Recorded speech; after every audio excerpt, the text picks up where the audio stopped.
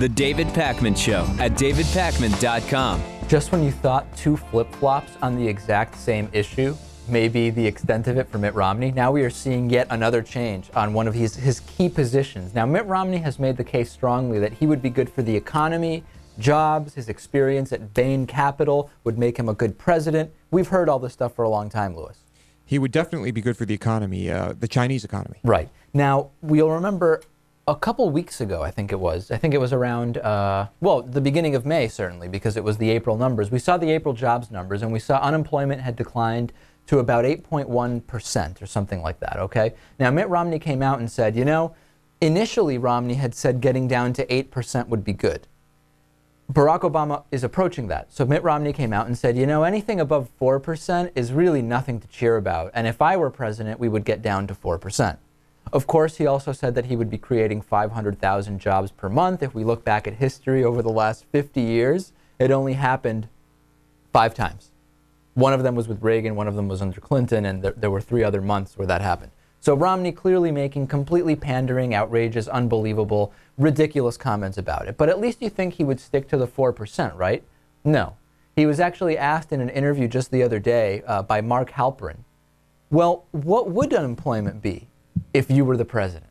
And here's what he had to say. And again, remember, first 8% was the goal. When Obama approached that, anything more than 4 is bad. There's no reason to cheer about anything more than 4. Now here's Romney's latest comment. Would you like to be more specific about what the unemployment rate would be like at the end of your first year? I can't possibly predict precisely what the unemployment rate will be at the end of 1 year. I can tell you that over a period of 4 years, by virtue of the policies that we put in place, we get the unemployment rate down to 6% or perhaps a little lower. Depends in part upon the rate of growth of the globe, as well as what we're seeing here in the United States. But we get the rate down quite substantially, and frankly... There you go. So now all of a sudden, Romney, who would be incredibly good for the country, would get us down to 6%, maybe a little bit lower. I thought anything over 4% wasn't anything to cheer about. Is he saying his own job numbers aren't going to be good? Is that what he's telling us here? I mean, considering his past, you would assume that he's the type of guy who would give a completely unreasonable number, like 4%, sure, regardless of what critics say, because that's Mitt Romney and that's what he does. So I find it strange that he's going back up to 6. Yeah, I mean, why doesn't he just say 2%? Yeah, if you're just pandering and backpedaling and lying, just go stick with 4%. If either way it's not going to be true. Right. I mean, come on. So if as president, what he's saying is he gets down to 5.8% unemployment, when that re-election campaign starts for 2016, he's not going to be touting that as a success, obviously. Will he? Well, I think he probably will. You know what I think the confusion is? I think you hit the nail square on the head, Lewis. He's talking about the Chinese unemployment rate. If he's president, unemployment in China that's right, will go down to 6%. That's right. I guess this must really show that Romney doesn't have much faith in those job creators he keeps talking about, right? Like Bain Capital and all of those. Well, I mean, I can guarantee you he'll create plenty of overseas jobs. I can't figure out how we could even really expect, honestly, to lower the unemployment rate, because a lot of the Republican agenda is fire teachers, fire police officers, get rid of postal workers, close post offices. They want to get rid of OSHA, USDA, FHA, FEMA, the EPA. I guess then... PBS. I guess then you can just drop all the minimum wage laws and you'll have full employment with people working for 80 cents an hour. Maybe that's the plan. You know what? What was it? Who was it that was just claiming that we should get rid of minimum wage? Michelle Bachmann. That's who it was. Yeah. Well, I mean, it's not an uncommon thing to say. Wouldn't be unprecedented. No. In any case, hold on one second. Yeah. I just think that this could be a problem for the Obama campaign, Romney saying things like this, because it's going to immediately put the Obama campaign on the defensive. And since people are actually worried about the economy, they're going to view Obama as the spoiler, the party pooper, the guy who's telling you, no, this guy's being unrealistic. We're not going to get the unemployment rate down that fast, that easily. Right, as if Obama that could be a problem. Yeah, as if Obama simply agreeing with the impossibility of 4% would get people to say, oh yeah, he's dreaming big, he's thinking big. It's a good point. Well, people don't recognize the impossibility of 4%, and I guess even if they do, they think someone who's willing to give it a shot is their guy. Is more likely to actually achieve it, right, even though it's completely disconnected from the realities of the economy. Donald Trump is saying he would be the best choice of all for Mitt Romney's vice president. He was asked about this in an interview by Newsmax. I guess millionaires patting billionaires on the back, I guess, would be the kind of headline for this interview. Let's take a listen. Name or two who ought to be his running mate. Well, I think you have a lot of very good candidates. Chris Christie's a great guy. He's a friend of mine. He's a fantastic guy. Hell of a guy. You really have somebody very good there. Rob Portman, who I don't know, but I hear fantastic nothing things about about. him. He's great. And certainly he's been very well vetted over the years. He's a professional who's been there a long time. He's been through it. He knows the game, and he's a very, very solid citizen. On a younger side, you could look at Senator Rubio, who I think could help with Hispanics, but he is young, and I think he sort of doesn't want to go through it and maybe doesn't want to do it. Yeah. They have a lot of very good people. There are a lot of people. Probably the best choice of all would be Donald Trump, but, you know. Well, now, speaking of that, the Daily Call. Yeah, there we go. So there it is. Donald Trump would be, you know what's fascinating? It would be the running mate, it would be presidential and vice presidential running mates who really know everything there is to know about various types of bankruptcies, don't you think? Mitt Romney creating them for profit and Donald Trump filing them. Yeah. I think under Romney and Trump, it would go from the 99 and the 1 to the 99.9 and the 0.1%. Yeah, that's exactly what it would be. That would be a brilliant, even though there's questions. That would be their slogan. Let's make it 0.1%. The reality is there is question about how rich Donald Trump actually is, what with all the various business debt and et cetera. There's no question he's a rich guy and he has access to money whenever he needs it, but it almost seems like he wants to be in the top 0.01%, but he may actually only be in the top 1%. Poor guy. Yeah, he's probably at the bottom of the 1%. Right. A new study, well, actually not a new study, a study that we talked about, I think it was in 2011 by Fairleigh Dickinson University, identified that Fox News viewers knew the least about what was going on in the news of all news viewers. Now, that initial study was based only on New Jersey residents. So they've repeated the study, Lewis, with a national group of people. What do you think the results were? The same. Exactly right. Yet another study confirms that people who watch Fox News are less informed than everybody else. The poll asked questions about international news like Iran, Egypt, Syria, and Greece, and also domestic affairs. So questions about the Republican primary, Congress, unemployment, Keystone XL pipeline. The pollsters found that people were usually able to answer 1.8 out of 4 questions on foreign news and 1.6 out of 5 on domestic news. What do you think of that, Lewis? Pretty bad. Okay, Pretty now bad. if you look at people who don't watch any news, they were able to get 1.22 questions right on domestic policy. Now, what about people who watch Fox News? Let's go, this is out of 5, was it? This was out of 4. Out of 4? Let's go 3.4. No, Lewis, that would be higher than what I just said. Oh, you're saying Fox now? Yeah. Okay, I don't know. What? Okay, so let's back up because I don't want... Wait a minute. Okay. No, you already stated the numbers from Fox, didn't you? No. So if people who watch no news at all get 1.22 out of 4 questions right. People who primarily watch Fox News only get 1.04 out of 4 questions right. In other words, if you watch no news at all, you're probably more informed, at least based on the reality of domestic policy, than watching Fox News. Okay. So, a lot of misinformation. Yeah, no question. And this is part of that disinformation campaign that we know is common to Fox News. On the other hand, you know who really answered more questions correctly? People who watch The Daily Show with Jon Stewart or listen to NPR. Those are the people who did the best in the study. But of course, it's not because they watch it. It's because obviously the type of person that watches those shows are exactly. more informed, The people generally. that primarily watch out of the list that was presented, Daily Show or listen to NPR, are already going in with more knowledge, from written media, internet, etc., than are those who are primarily getting their news from Fox News. No question about it. Those who primarily watch Fox News tend to only watch Fox News. Because everything else is liberally biased. And if they watch other stuff or listen to other stuff, they're going to go into it assuming they're simply being brainwashed. Fair and balanced, David. Fox News is fair and balanced. There you go. On today's bonus show, Alan Colmes interviewed Gordon Klingenschmidt, the Navy chaplain who we had on, and he referenced my interview with him. And it's really pretty funny. We'll talk about that. We'll also talk about Oxford University hunting for Bigfoot, a town plastered with QR codes, and also, is 3rd grade too young to start doing anti-gang education? What about anti-drug education? Lewis will remind us of the DARE program that we had to take part in during elementary We school. were forced to take part in. DavidPakman.com/membership. Ton of member benefits. Best way to support the show. Sign up. We'll talk to you in a couple minutes. Forced by liberals, David.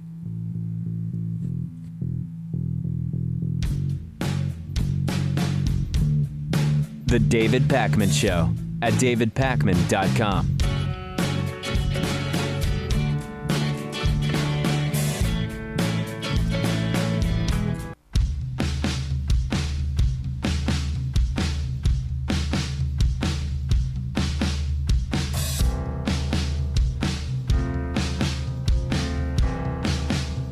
Welcome back to the David Pakman Show. The David Pakman Show membership program is made possible in part by liberalbias.com. When the facts don't agree with Fox News, how do you know which one is right? Well, if that last study is any indication, it's not Fox News. But still, go to liberalbias.com to find out more. Jordan Gattenby is a new David Pakman Show member that I want to welcome. Great to have Jordan on board. Yeah. Jordan, what's the last name? Gattenby. How do you know it's not Gatenby? I guess I don't. I'm just assuming. We make a lot of assumptions when it comes to members' names. Yeah. They should probably, write down A phonetic pronunciation. just to be safe. There's a lot of difficult names, but I would bet that it's Gattenby. Probably. Yeah. If it's not, please let me know. You can also support the David Pakman Show for free by using the Amazon.com banner at davidpakman.com. You click it, you bookmark it. Anytime you shop at Amazon, you use that bookmark, and you're helping to support the show. Very easy. All right, let's get right into my interview with Dennis Campbell. It's Thursday, and joining me is Dennis Campbell, editor-in-chief of UK Progressive Magazine for Worldview with Dennis Campbell, of course also author of the ebook The Vagina Wars. Dennis, I think a good topic for this week is the militarization of police forces around the world. We can kind of talk a little bit about the upcoming Olympics. We can also talk about what's going on in Egypt. And I think, a lot of times people assume when they hear that term, militarization of police, they assume it's just like regular police, but slightly more aggressive. But really, we're talking about something that resembles an army, really, not a police force.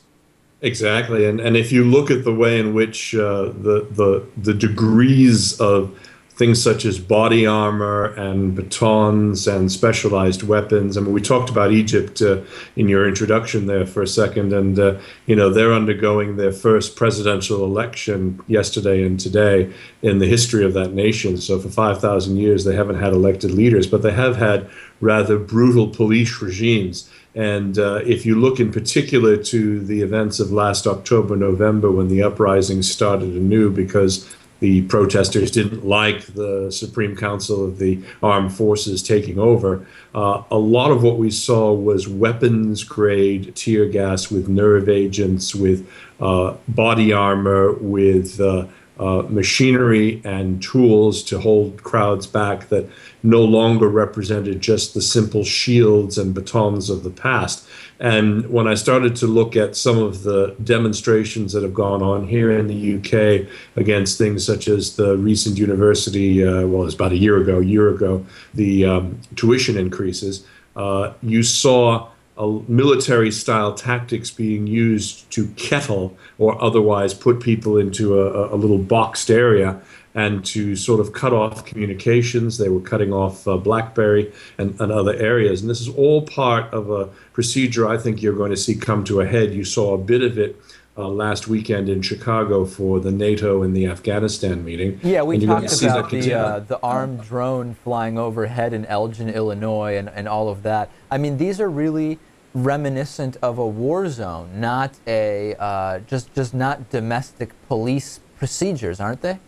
Indeed, and you're starting to tread on some very basic civil liberties. Excuse me. The ability for a public to use their voice and use their freedom of speech to speak out against a government is being severely tested everywhere. In some of the legislation you've seen passed, for example, even in the United States, or attempted to be passed, equating what used to be free speech and protest now with terrorism, is just a tip of the iceberg. But if you look at how military budgets are being frozen for pure military purposes, but you see increasing amounts of money being spent on non-lethal weapons, tasers, things of that sort. The money that's being spent now on police forces and the way in which they're using them to intimidate peaceful protesters is nothing short of a crime. So let's talk a little bit then about the upcoming London Olympics, which are set to start soon. We already did one story, I think it was last week, maybe it was on our bonus show, about whether seeing the surface-to-air missile defense sites near the Olympic Stadium, the Olympic area, would make you think that you are safer, or whether it would actually prompt you to feel like you're in a less safe area. What, in addition to that, is to be expected as far as security goes around the Olympics? Well, you know, we've had some fairly dubious and famous stories here about people not wanting to see any of the security procedures themselves filmed. When the site was under construction, members of the press corps were allowed to come in, and I'm scheduled to go on another visit very shortly to see what the facilities look like at various stages of their construction. And even then, when they were under construction, what you had to undergo was worse than anything you would have seen in any airport. Everything was screened. You went through metal detectors. You went through body scanners, very similar to the full body scanners you're seeing at the airport. And they recently did a test run for the Olympics themselves. The stadium holds about 85,000 people. There were 40,000 invited guests, and what they wanted to do is they wanted to fill half the stadium and do sort of a dry run to make sure that everything worked. Security took 4 times as long as they had planned, so they need to do something there. The games themselves did not run particularly well. The scoreboard cut out. They had all sorts of glitches. And this is partly why they do things such as this. But the whole police presence, they're expecting to have something like 24,000 uniformed police on patrolling in and around this massive site. And there are also several venues that are located outside of the Olympic Village that are going to be affected. All right, we'll definitely want to check in with you more as we get closer and closer to the actual start of the Olympics. We've been speaking with... Just don't make me go there, okay? We won't make you do the high jump or anything. We've been speaking with Dennis Campbell, Worldview with Dennis Campbell, every Thursday. He's editor-in-chief of UK Progressive Magazine and also author of the ebook, The Vagina Wars. Thanks so much for joining us, Dennis. Thank you. All right, an American Airlines pilot basically told a woman she had to get off she had to change her shirt because it was a pro-choice shirt. Did you hear about this story, Lewis? Yes, crazy. An American Airlines captain took the female passenger to task because she was wearing a shirt that said, "If I wanted the government in my womb, I'd F a senator." But it had the F word fully spelled out on the shirt, and it was inspired by an Oklahoma senator who wore a similar shirt in protest of her Republican Senate colleagues' support of a personhood amendment. So according to the woman, she was on the plane on the first leg of her flight home. She spent most of the time sleeping and using a shawl she had as a blanket, which may have covered some of the shirt. And right before they were set to land, the flight attendant from first class approaches and asks her if she had a connecting flight. She said that the woman assumed it was because they were running slightly behind and the flight attendant wanted to make sure she would be able to get the flight.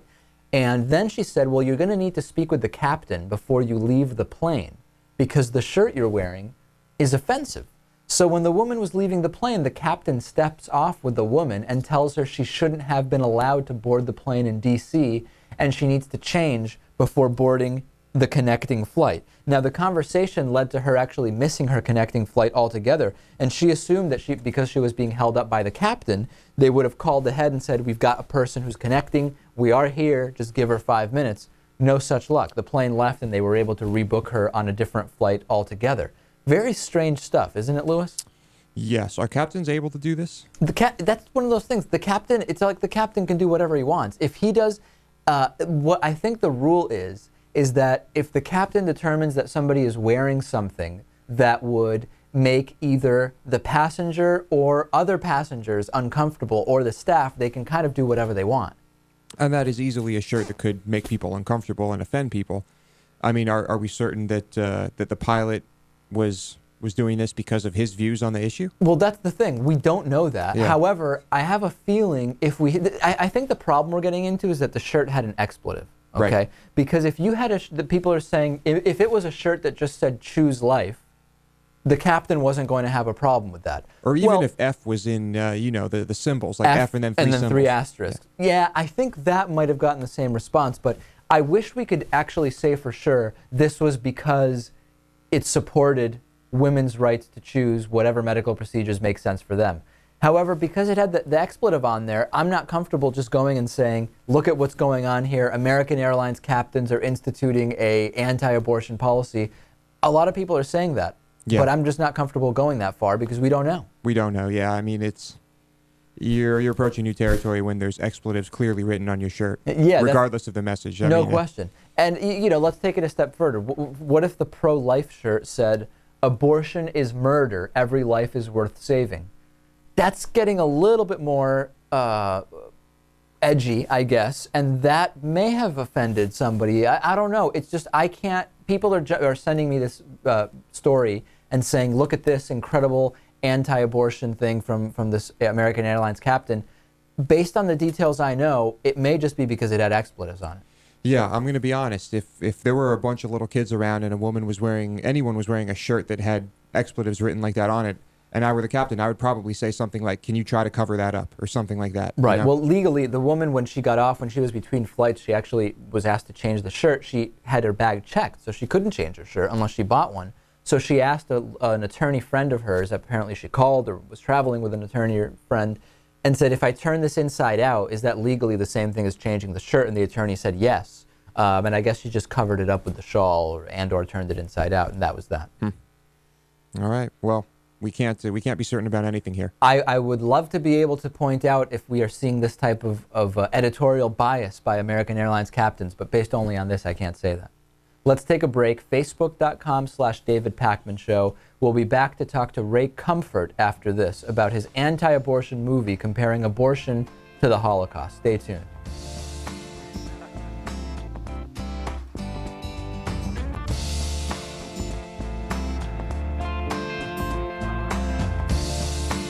The David Pakman Show at davidpakman.com.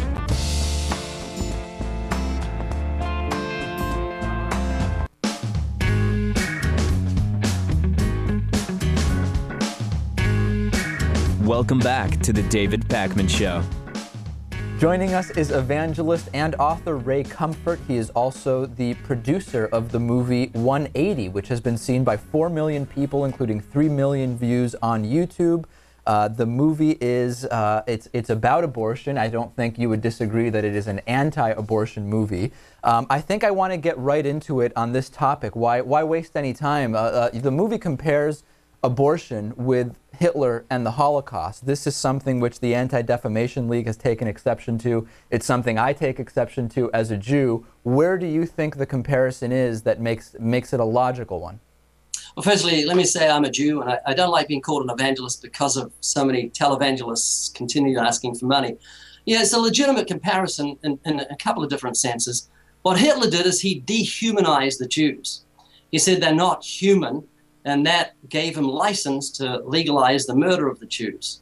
And that's what we've done with babies in the womb. For my whole life, a woman's having a baby when she's pregnant. She's not having a fetus. And the heartbeat begins at 2 weeks, so it's a baby in the womb. And so the comparison is legitimate.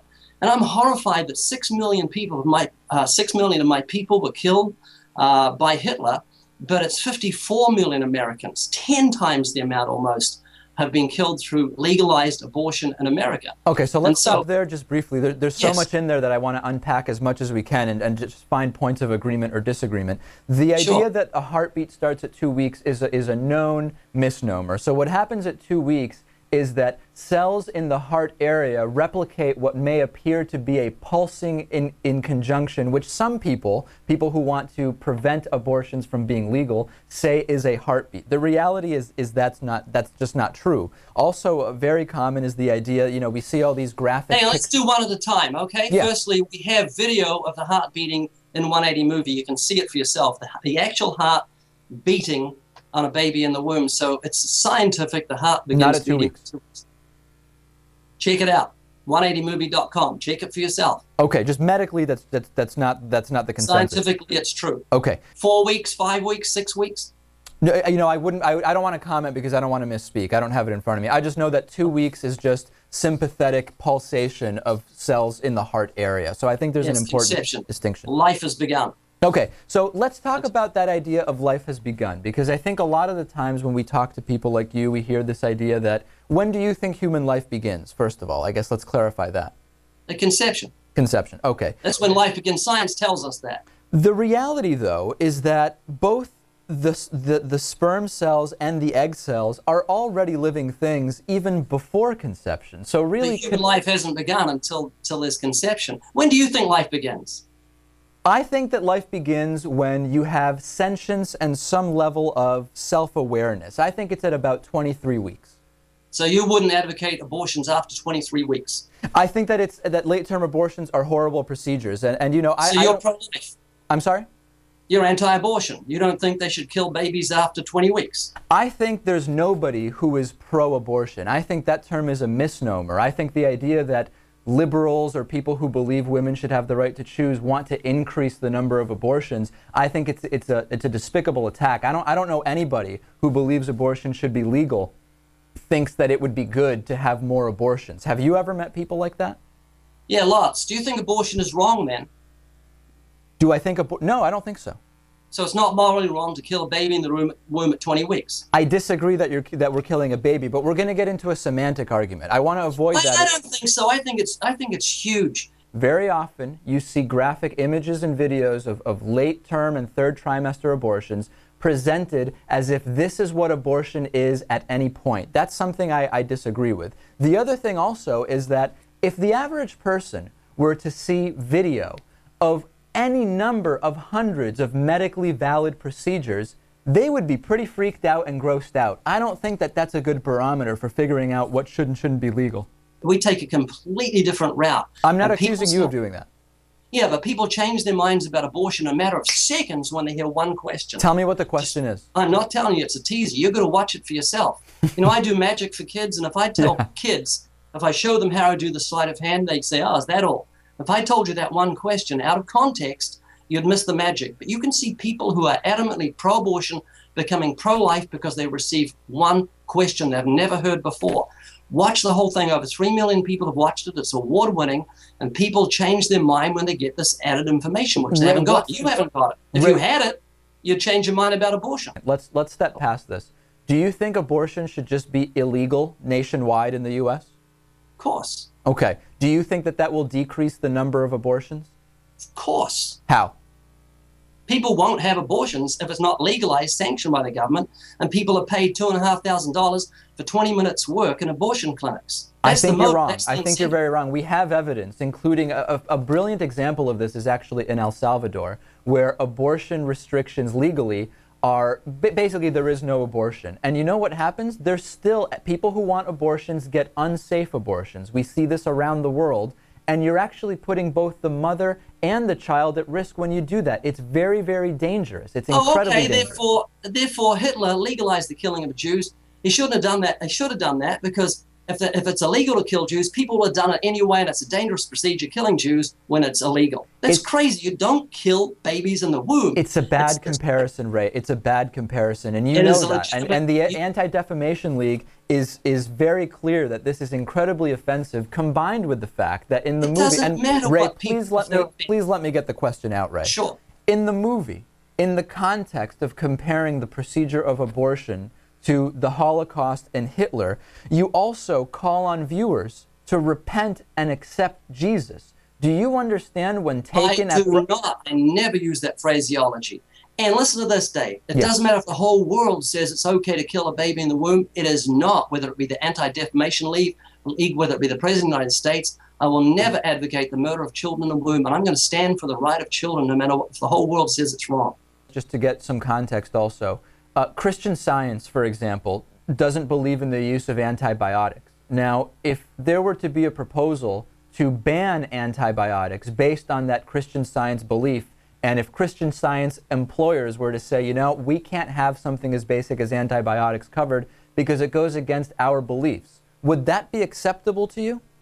What's that got to do with killing babies in the womb? It's apples versus oranges. It makes no sense. I'm just trying to provide some. I want to just interview you about. It's not an analogy, Dave.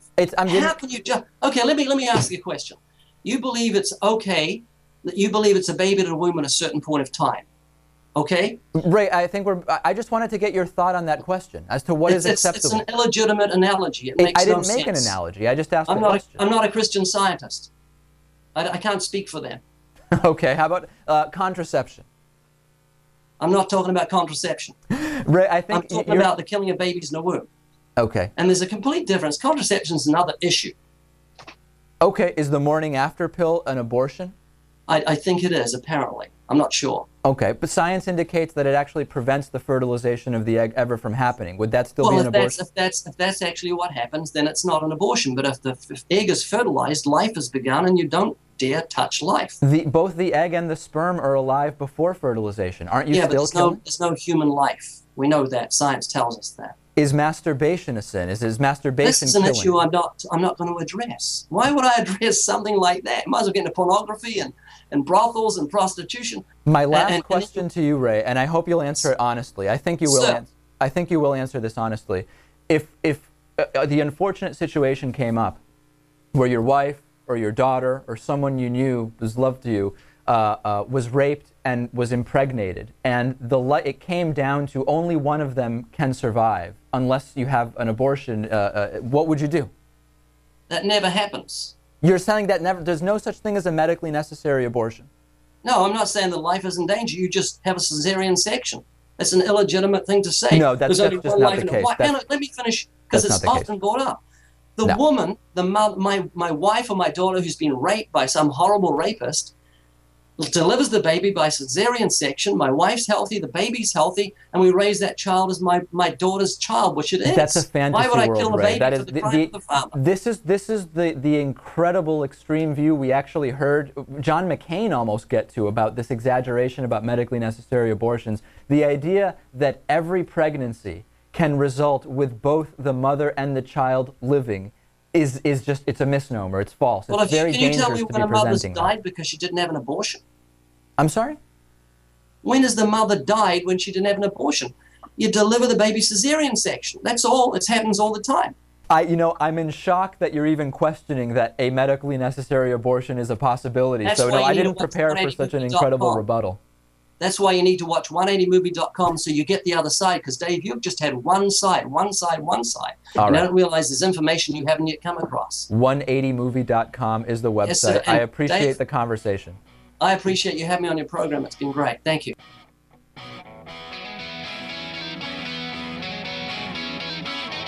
The David Pakman Show at davidpakman.com.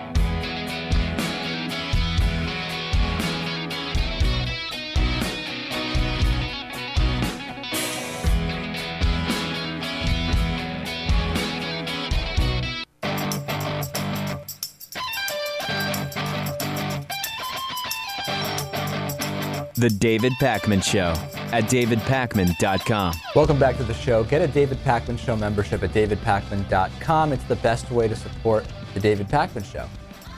Marvel's X-Men is going to have a gay marriage in the comics. This is pretty interesting, Lewis. There's a character, and I'm not very familiar with this at all, but there's a character named North Star who came out as a gay, well, is he a mutant? I don't know. Are they still considered, is he a man? I assume he's a mutant. Okay. All right. Well, he is, I guess, a man, a mutant man. Came out in 1992 as gay, and now in what seems to be somewhat of a response to President Obama's announcement in support of marriage equality, he's going to be marrying in an upcoming issue his longtime partner and non-mutant, Kyle Jinadu. Now, what's interesting about this is that I have a feeling most of the comic book audience doesn't really care about gay marriage in the sense that they have no hang-ups about it. Right. Do you think I'm right about that? Absolutely, yeah. There's also apparently the DC Comics has announced that they're going to be introducing an already well-known character and making him be gay, basically changing his sexual preference, or not changing, but at least revealing his true sexual preference. And there's been speculation that it's Batman. That would be a shocker. Could you see that as Batman as a gay guy? But Batman had the thing with the girl there. Yeah, I know, but you know that doesn't mean anything. I could see that though. I mean, the interior of Bruce Wayne's mansion was so well decorated and well appointed. His butler was like so well dressed. I could see that. I could see Batman being gay, and I think it would be. I think it would be cool. We shall see. I mean, there aren't that many big name DC characters, so who knows? What other ones are there? Is Superman a DC character? I believe so. Yeah. Superman, Batman, maybe Superman's guy. There you go. We'll see. All right, we will keep an eye on that and report back to you. Colin Powell now coming out and saying he has no problem with gay marriage either. There's been no place for this guy in the Republican Party for a really long time, has there? I think he should just cut the act. And just say, I am not Republican, at least based on what today's Republican Party is. Let's take a look at that video. You were chairman of the Joint Chiefs when you installed the don't ask, don't tell policy in the U.S. military that prevented gays from serving openly. I know you changed your attitudes over these years, but what about gay marriage? Are you with the president in supporting gay marriage? I have no problem with it, and it was the Congress that imposed don't ask, don't tell. It was certainly my position and my recommendation to get us out of an even worse outcome that could have occurred, as you'll recall. But as I've thought about gay marriage, I know a lot of friends who are individually gay but are in partnerships with loved ones, and they are as stable a family as my family is, and they raise children. And so I don't see any reason not to say that they should be able to get married. All right, that makes sense to me, Louis. Does it make sense to you? Yes.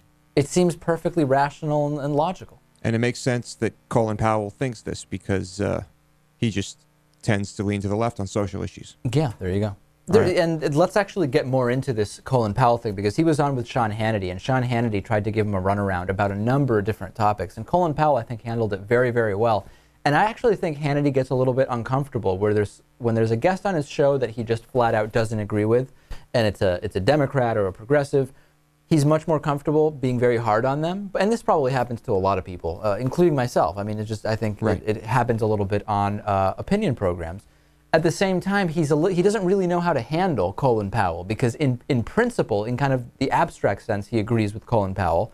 But lately, there's less and less points of agreement between Hannity and Powell. And he can't start throwing around the usual terms with him because he's this Republican beacon and has been for such a long time. So let's take a look at what happens during this interview. And we continue now with former Secretary of State Colin Powell. His new book, It Worked for Me in Life and Leadership. It is now in bookstores, Amazon.com. All right. I know you were asked this morning with Matt Lauer whether or not you've decided about who you're going to vote for in this upcoming election. You know your endorsement is powerful. I mean, I think it had a big impact in 2008. You say you're still a Republican. Here's the question, and I'm going to go back to somebody that we both admire and respect a lot, and that's Ronald Reagan. Of course. So, honestly, I think Colin Powell, if he is still a Republican, it's in name only, right? Because Colin Powell hasn't fit into the modern Republican Party mold for probably 15 years or more at this point. Do you guys disagree? Perhaps he's a plant, and the whole time has been to convert Republicans. It's part of the birther plant also of getting Obama elected. I mean, what do you think, Natan? To say Colin Powell is a Republican, I don't even know what that means at this point. I'm not too sure about his positions on economic issues. They might align with the Republican Party, but separate from that, I mean, it could be that there are just personal reasons why he doesn't want to drop the label. Maybe he has, ties to people in the Republican base, and he doesn't want to just abandon the party, but his own views don't align with the current party. That may be the case. All right. And I mean, he's a military man, too, and military folks usually align themselves with the right. Let's take a look at one more clip. He is not going around the world apologizing for everything. I take exception with that, and I don't think we have enough time to get into the details of that. Yeah. All sides of this government, in the executive branch and in the legislative branch. The president doesn't pass appropriations bills. The bills are signed by the House and the Senate and then come to him for signature. And so if the Congress doesn't want to see those kinds of expenditures taking place and the numbers going up, don't pass the bill. Senate Democrats haven't passed a bill in over 1,000 days. Right, more than 1,000 days now. 1,100, 1,200 days. Well, then why does it keep going up? I mean, the bills that they haven't passed aren't bills that are going to cut things. None. And here's the other challenge that both. All right, so he's making really good points here, just telling Hannity. It's funny, for a military guy who's not a politician, as he states during this interview, he sure knows a lot about the political process and knows that the idea that Obama, the premise of the question was that Obama is a spending guy, he's raising the debt, all that stuff, which we've dispelled on the show. And Hannity doesn't even know how to react to this stuff. I think Powell's actually pretty interesting in this interview. Yeah, it sounds like he did a good job. And let's face it, he has been a politician for quite a while now, albeit for most of his life he wasn't, but he certainly is now. All right. A North Carolina newspaper called the Statesville Record and Landmark printed a KKK rally flyer on page 1. Let's put that up, Natan. This is interesting stuff. Oh boy, that's difficult to see. What this is here is it's basically a flyer which talks about that there is going to be a KKK rally, and it was placed on the front. And cross lighting. There's going to be a cross lighting, which I think is really a cross burning, right? Is that the new politically correct term, calling it lighting the cross? I guess so. And it also says that there is free admission. Admission is spelled incorrectly. There's also free on-site camping. There will be food and drink vendors and, of course, souvenirs. It also mentions white people only. Now, a lot of people complained and said, how can this newspaper run this, promoting this event? Now, separate from this, there was an editorial that ran that said, evil in our midst can't be ignored. If someone had asked you on Tuesday if the KKK was active in our county, chances are you would have said no, basically making the case that this was a difficult decision, but a consensus decision to run this flyer in the paper to show what elements are there. What's your reaction to that? I mean, it's similar to the question on this show. Do you create a platform by exposing outrageous views that wouldn't otherwise be there? Or is it good to be aware of those things? You know, I think the latter. Yeah, when you're putting it on page 1, I think it becomes pretty clear that what you're trying to do is draw attention to it. Okay, but draw attention to it in a promotional sense or to point it out and ridicule it? I'm assuming to point it out and ridicule it. Okay, Natan, I mean, is this the type of thing where even if the editorial runs on a different page explaining the decision to run this, putting that on the front page is bad? It's hard to say. I think putting it on the front page is definitely unnecessary. It would make more sense to maybe include the flyer in an article, so it's very clear that you can't separate the ad from the commentary on it. Other than that, it's just ambiguous, and I think it's probably bad. It does get into that question where when we have somebody on like Paul Cameron talking about his anti-gay views or whoever, people say you're giving the guy a platform, and my thought has always been, these views don't go away if I don't interview this person. It's best to challenge and try to fight with facts. The problem is it seems that the facts that were being used to fight this type of KKK mentality weren't really that clear on the front page of the paper. Well, I mean, here's another story today which we really don't know the intentions of the editors and the people involved. What more can we say about it, really? Maybe we can't say too much more. We don't like it. We don't like the KKK. We can say that. Yeah, that's, I think, what we could agree on with certitude. All right. Let's get to your emails. You can contact us through our website, davidpakman.com. On legalized propaganda, why is it that everything that has bipartisan support involves the removal and degradation of rights or generally destroying the constitutional integrity of this country? It is interesting that most of the bipartisan support bills aren't bills that are really things that I can get that excited over. Yeah, they're almost all things that have to do with security and anti-terror, and this person's absolutely right. And another one, have you seen Hollywood movies or watched TV in the United States? Propaganda everywhere. Deep psychological conditioning takes place in the U.S. through media and education. By the time children are adults, things such as going to war to murder countless people becomes the right thing to do. I would challenge that. I don't think that that is the predominant view. I think it is a view that certainly during certain times can obtain support, as we saw in the early part of the Iraq War. But I don't believe that that's the overwhelming long-term view of Americans. Yeah, I'm not sure it's something that adds up over the course of their lives. I mean, Bush misled us. I mean, with propaganda, and that only took about 6 months. All right, on the Fox covering birthers like real news topic, the problem isn't that stations are covering the story. The vast majority cover it just as this show did, as a shocking entertainment piece. The problem is Fox News brings it up as if it's a credible story. My point exactly. Right. And he said that he's satisfied that Obama's a citizen. Has he told Arpaio? I would love for him, Ken Bennett, Secretary of State of Arizona, to stop wasting our money. And then lastly, I think it's great. Let's make this a primary issue in the debates. I hope Mittens Romney jumps on it too. Yeah, it's a good point. That's what we haven't talked about for a while, is it good that people are bringing up this birther issue to make the Republicans look ridiculous? I think that it probably does in some sense help Obama to have that issue in the forefront. Tell me if I'm wrong. That's it for today's show. We'll be back with a brand new show on Monday. See you then.